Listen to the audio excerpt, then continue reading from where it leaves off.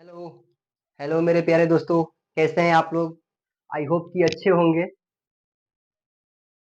हम लोग आज मस्तिष्क के बारे में पढ़ेंगे, यानी ह्यूमन ब्रेन के बारे में पढ़ेंगे।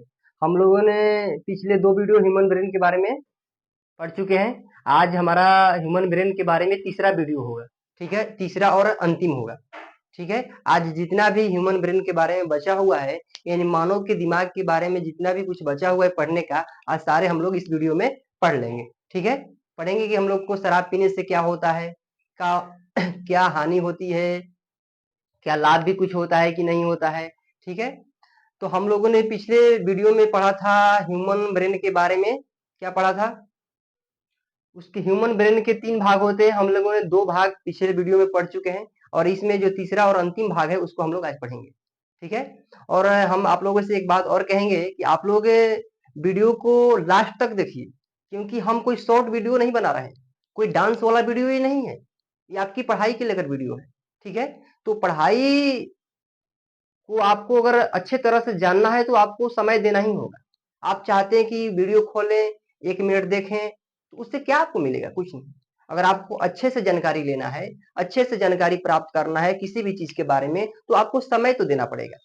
देखिए, समय आपको देना ही होगा किसी हालात में। अगर आप चाहते हैं कि आप ह्यूमन ब्रेन के बारे में अच्छे से जानकारी प्राप्त करें, तो ये मेरा वीडियो तीनों लाइन से एक बार देख लीजिएगा, उसके बाद आपसे कहीं से कोई भी क्वेश्चन नहीं छूटेगा। ये मेरा दावा है आपके साथ। चलिए आज हम पढ़ते हैं ह्यूमन ब्रेन के तीसरा भाग। हम लोगों ने तीसरा भाग क्या बताए थे? तीसरा भाग हमारा जो है इसका नाम पड़ेगा आपका पश्च मस्तिष्क, ठीक है?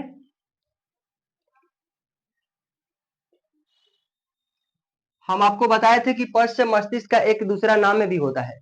इसका नाम क्या होता है दूसरा? इसका नाम होता है रोम्बिस हेलोन।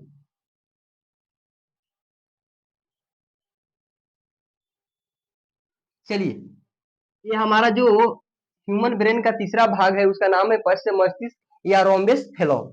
ये हमारा जो तीसरा भाग है, ये इसके 3 पार्ट होते हैं, ठीक है? यानी इसके कितने भाग होते हैं? इसके 3 भाग होते हैं। चलिए इसके बारे में जानते हैं। इसके 3 भाग। पहला भाग का नाम है पोन्स। दूसरा भाग का क्या नाम है? मेंडुला।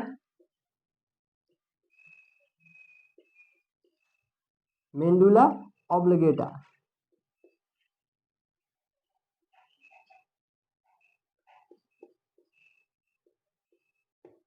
मेंडुला ऑब्लिगेटा। तीसरा भाग क्या है?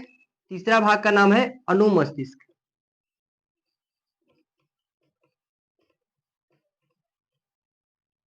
अनुमस्तिष्क को इंग्लिश में क्या बोलते हैं? सेरेबेलम बोलते हैं।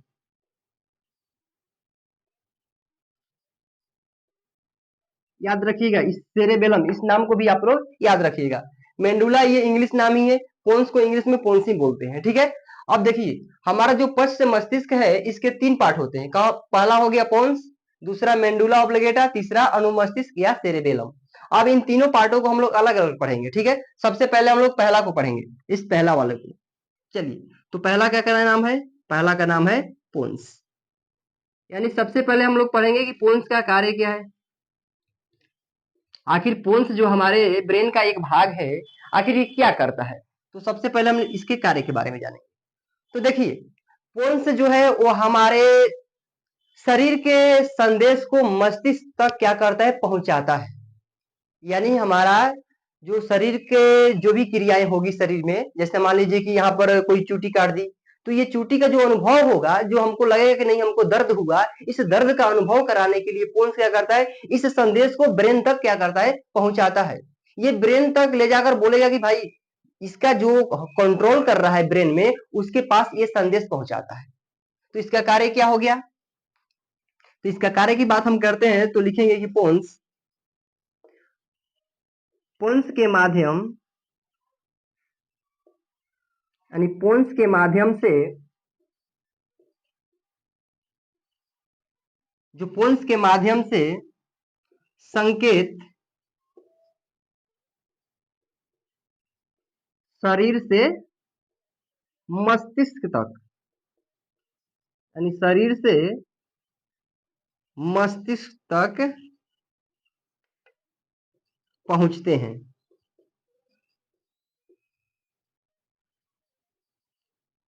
यानी सिंपल भाषा में हम आपको एक बात बता दें तो पोन्स का कार्य क्या है? पोन्स का कार्य है जो कि हमारे शरीर में जो भी संकेत होगा, जो भी संकेत का मतलब क्या होगा कि हमारे शरीर में जो भी क्रियाएं होगी, जैसे मान लीजिए आपको ठोकर लग गया, आपको दर्द हुआ ना, अगर आपको ठोकर लगेगा तो आपको दर्द होगा, तो उस दर्द का अनुभव का जो संकेत है वो ब्रेन तक कौन ले जाएगा? ये पोन्स के ले जाएगा। इसका कार्य यही है। यानी सिंपल भाषा में हम आपको एक बात और बता दें तो हमारे ब्रेन यानी मस्तिष्क और शरीर के बीच का जो सामंजस्य है उसको कौन बनाए रखता है? पोन्स बनाए रखता है। यानी ये दोनों के बीच का एक माध्यम है, यहां से वहां ले जाने का क्या है? एक माध्यम है। पोन्स का कार्य आप लोगों को समझ में आ गया। पोन्स क्या काम करेगा कि आपके शरीर में जो भी क्रियाएं होगी उस क्रियाओं के संकेत को क्या करेगा? वो मस्तिष्क तक पहुंचाएगा। बस पोन्स का यही कार्य है। ठीक है, आप लोगों ने अच्छा से समझ लिए होंगे कि पोन्स का कार्य क्या है। यानी शरीर के हमारे सारे संकेतों को हमारे मस्तिष्क तक, आखिर हमारे मस्तिष्क यानी हमारे दिमाग तक पोन्स क्यों ले जाता है? क्योंकि हमारा दिमाग जो है सारे कंट्रोल जो है शरीर को दिमाग से होता है ना, इसीलिए जहां कंट्रोल रूम होता है वहीं सारे संकेतों को ले जाया जाता है। इसलिए जो हमारा पोन्स है ये क्या करता है कि हमारे शरीर के सारे संकेतों को हमारे ब्रेन तक पहुंचाने का कार्य करता है। बस याद रखिएगा कि बस यही कार्य है। तो आपसे क्वेश्चन पूछा जाएगा कि हमारे शरीर के संकेतों को ब्रेन ब्रेन तक ले जाने का कार्य कौन करता है? तो पोन्स करता है। पोन्स क्या है? तो पोन्स पश्च मस्तिष्क का एक भाग है। ठीक है, याद रखिएगा। अब बात करते हैं, देखिए ये पहला भाग हमारा हो गया। अब दूसरा भाग किसके बारे में बात करते हैं? मेंडुला के बारे में।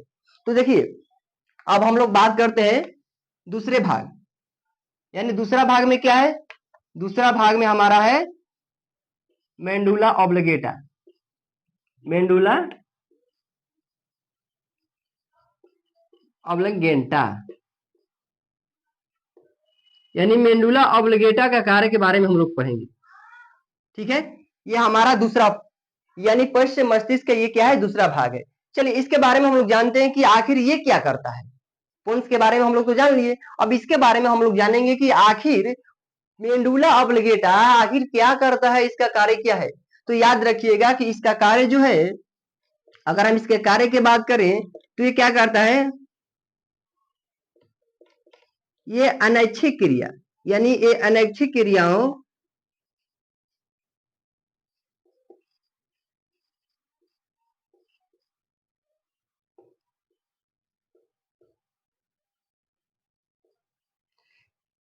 मेंडुला ऑब्लिगेटा जो है ये हमारे अनैच्छिक क्रियाओं का नियंत्रण करता है। अब हम बात करेंगे, आप लोग कहेंगे कि सर अनैच्छिक क्रिया क्या होती है? देखिए वैसी क्रियाएं जो हमारे कंट्रोल में नहीं है, जो हमारे शरीर के कंट्रोल में नहीं है। अब बात करेंगे कि सर ऐसी कौन सी क्रिया है जो हमारे कंट्रोल में नहीं है? तो देखिए हमारे जैसे हमारा दिल, हमारा जो धड़कन धड़क रहा है, क्या ये मेरे कंट्रोल में है? क्या हम चाहकर भी इसको रोक नहीं सकते हैं? आप इसको रोक पाएंगे? नहीं रोक पाएंगे। हम जो सांस लेते हैं, क्या आप अपने सांस को रोक पाएंगे? आपके बस में है?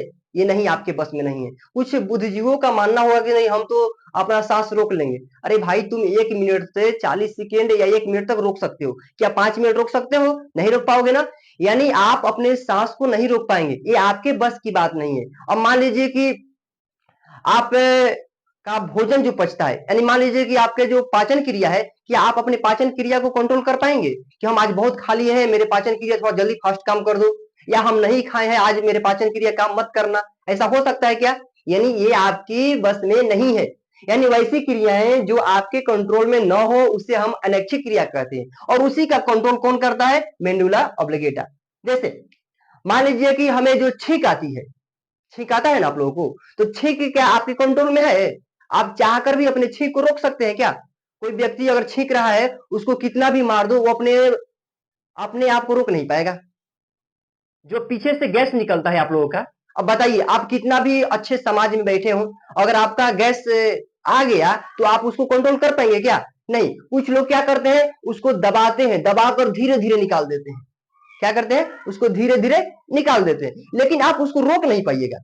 यानी वैसी क्रियाएं जिस पर आपके बॉडी यानी आपका शरीर का कंट्रोल नहीं है, आप चाहकर भी उसको क्या रोक नहीं पाएंगे, वैसी क्रियाओं को हम लोग अनैच्छिक क्रिया कहते हैं। और इसी का कंट्रोल कौन करता है? मेंडुला ऑब्लिगेटा करता है।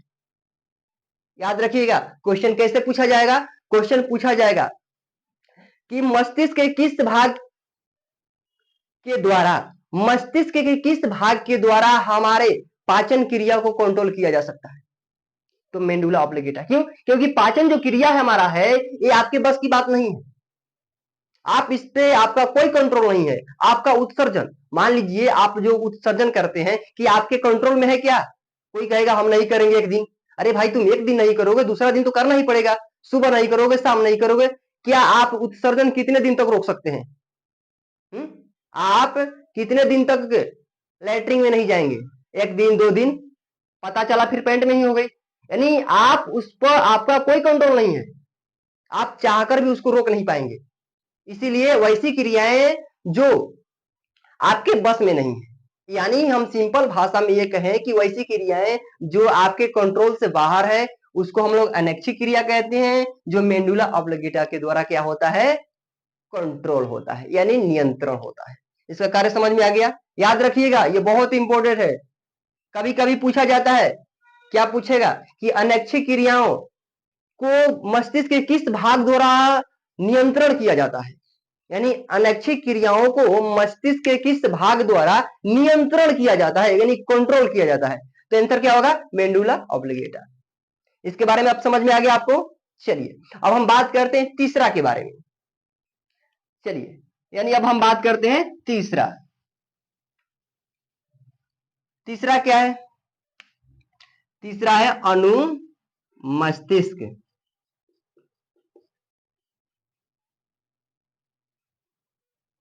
इसको इंग्लिश में हम लोग क्या बोलते हैं? सेरेबेलम।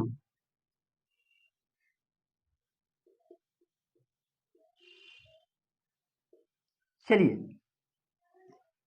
अब देखिए, ये क्या है? अनुमस्तिष्क है। इसके बारे में हम आपको कुछ बता देते हैं। इसके बारे में एक दो पॉइंट आप लोग लीजिए। देखिए, अनुमस्तिष्क जो है यानी सेरेबेलम जो है, वो आपके दिमाग का सबसे छोटा भाग है। यानी दिमाग का सबसे छोटा भाग।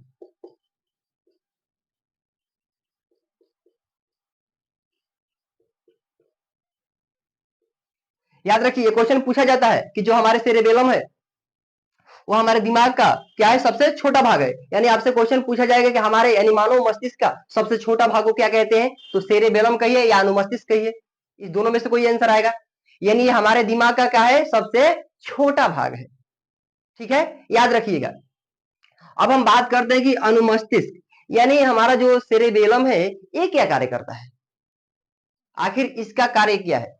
तो हम आपको बता दें कि ये कार्य क्या करता है। ये मसल्स यानी जो मांसपेशियां होता है उसको कंट्रोल करता है। अब मांसपेशियां क्या होती है सर? इसका मतलब क्या हुआ? मुझे समझ में नहीं आया। तो देखिए, ऐसी चीज जैसे अब हम टंग की बात करते हैं। टंग का मतलब क्या होता है? जीभ।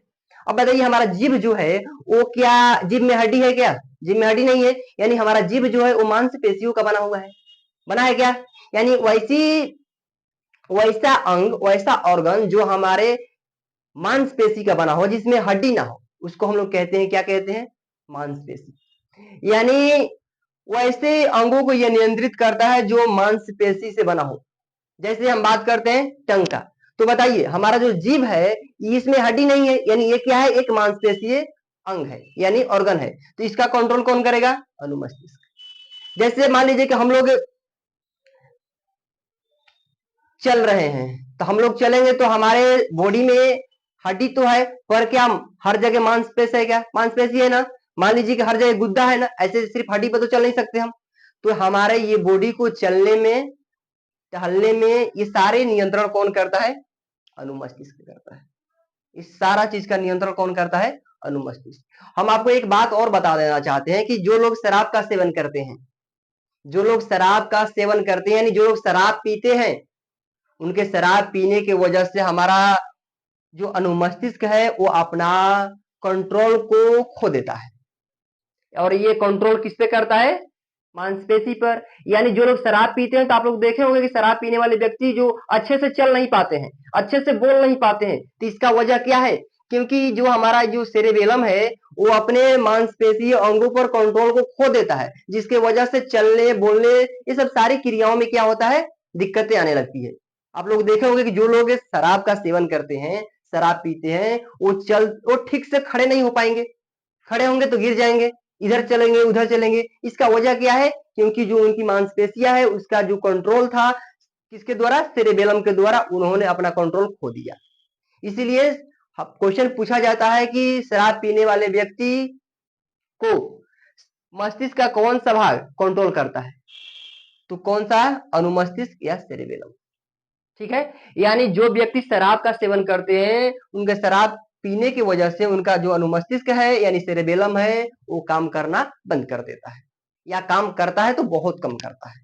ठीक है, देखिए ये आपका तीसरा भाग हो गया। अब हम बात करते हैं कि इसके 2-4 क्वेश्चन ऐसे बनते हैं जिनको जानना आपको बहुत जरूरी है। ठीक है, अगर हम बात करते हैं जैसे, एक मिनट, चलिए इसको मिटाते हैं।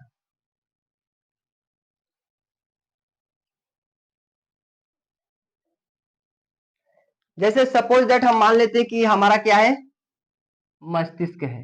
ठीक है, ये हम मान लेते हैं कि हमारा ब्रेन है।